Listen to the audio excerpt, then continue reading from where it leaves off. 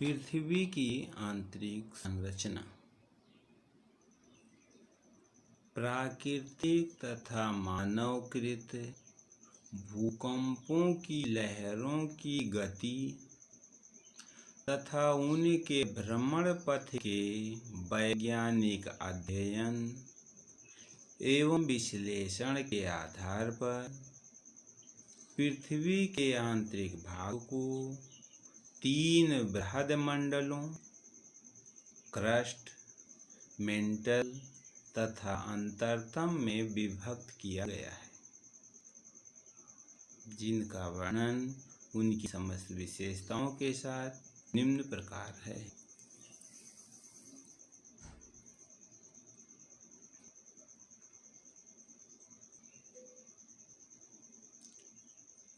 Crust को भी 2 भागों में बांटा गया है, ऊपरी क्रस्ट एवं निचली क्रस्ट।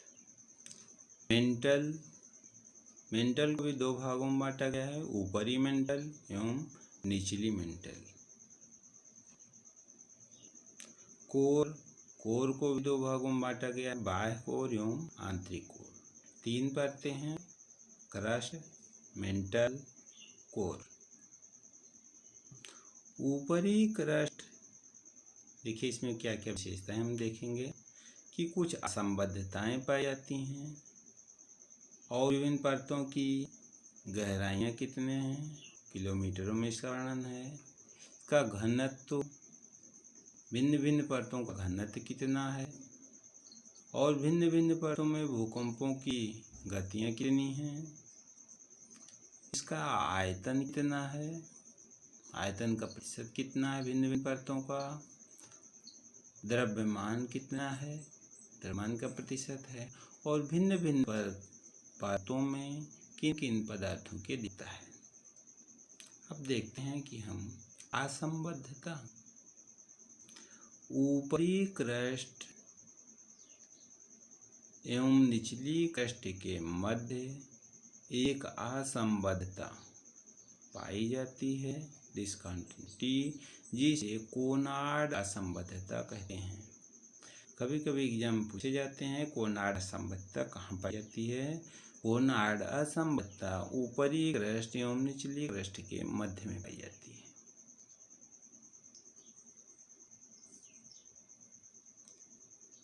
रिपेटी असंबद्धता, यह ऊपरी मेंटल एवं निचली मेंटल के मध्य पाई जाती है, जिसे रेपेटी असंबद्धता कहते हैं।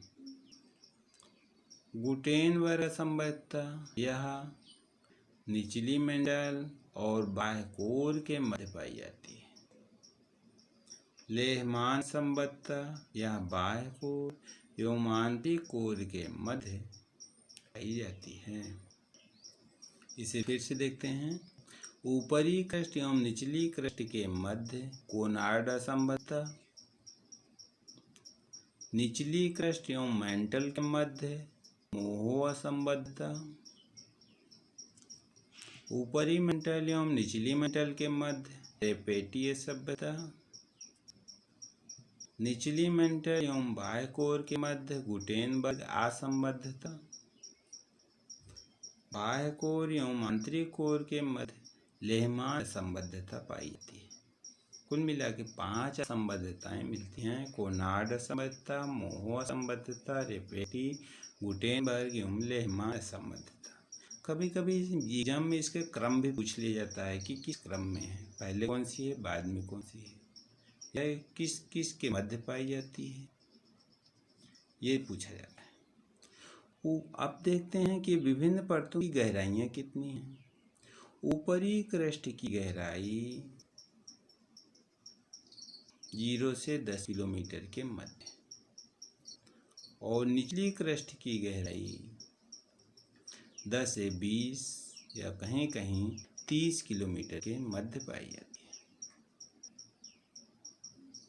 ऊपरी मेंटल की गहराई, पूरे मेंटल की गहराई है 30 किलोमीटर से 2900 किलोमीटर,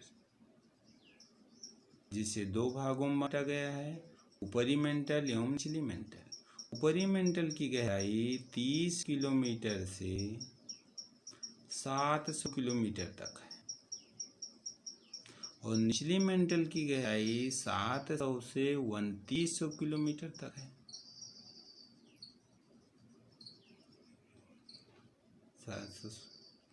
30 से 700 और 700 से 2900 किलोमीटर के मध्य मेंटल की गहराई है। अब देखते हैं कि कोर की संपूर्ण कोर की गहराई 2900 किलोमीटर से 6371 किलोमीटर है, जिसे दो भागों में बांटा गया है, बाह्य कोर एवं आंतरिक कोर। बाह्य कोर की गहराई है 2900 किलोमीटर से 5100 किलोमीटर तक। 2900 से 5100 किलोमीटर तक बाह्य कोर है और अंतरतम कोर है 5100 किलोमीटर से 6371 किलोमीटर तक। ये पृथ्वी के आंतरिक भाग की गहराई है। अब भिन्न भिन्न परतों का घनत्व, जो घनत्व है वह ग्राम प्रति घन सेंटीमीटर में है। ऊपरी क्रस्ट का घनत्व 2.8 है। निचली क्रस्ट का घनत्व 3 है। ऊपरी मेंटल का घनत्व 4.3 है। निचली मेंटल का घनत्व 10 है और औसत 5.5 घनत्व है। बाह्य कोर का घनत्व 10 से 12.3 तक है और आंतरिक कोर का घनत्व 13.3 से 13.6 है। घनत्व निरंतर बढ़ता जा रहा है।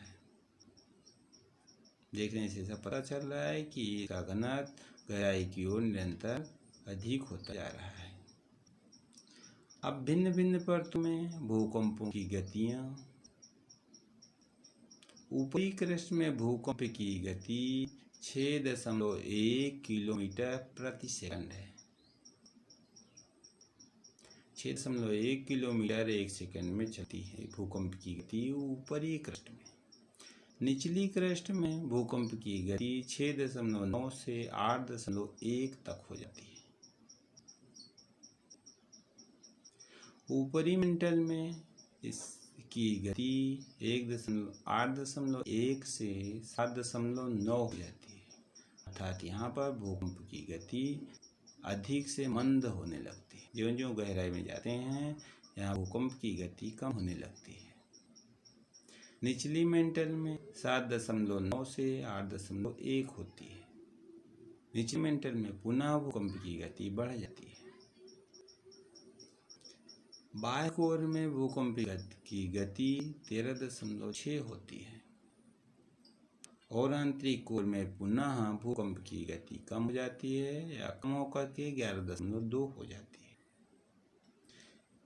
परीक्षाओं में पूछे जाते हैं कि किन परतों में भूकंप की गतियाँ कम हो जाती हैं। ऊपरी मेंटल में और आंतरिक कोर में औसत से कम या ऊपर से अंदर की ओर कम होती है। आयतन का प्रतिशत। पृष्ठ का आयतन संपूर्ण पृथ्वी का 1% होता है। मेंटल का आयतन 83% है और कोर का 13% है। सबसे अधिक आयतन मेंटल का है। द्रव्यमान का प्रतिशत। ऊपरी क्रस्ट का द्रव्यमान एकदम नगण्य होता है, जिसकी गिनती नहीं की जा रही है।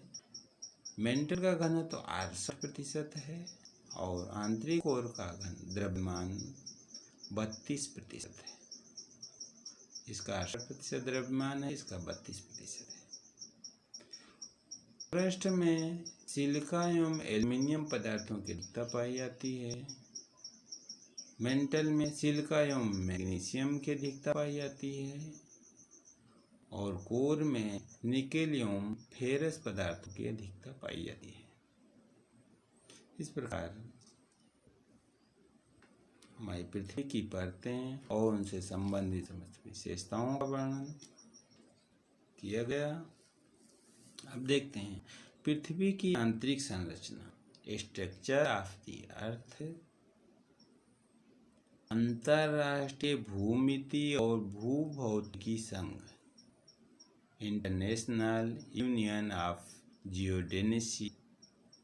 जियोडेसी एंड जियोफिजिक्स, IUGG के अनुसार भूकंपीय लहरों की गति में भिन्नता के आधार पर इसका वर्णन किया गया है।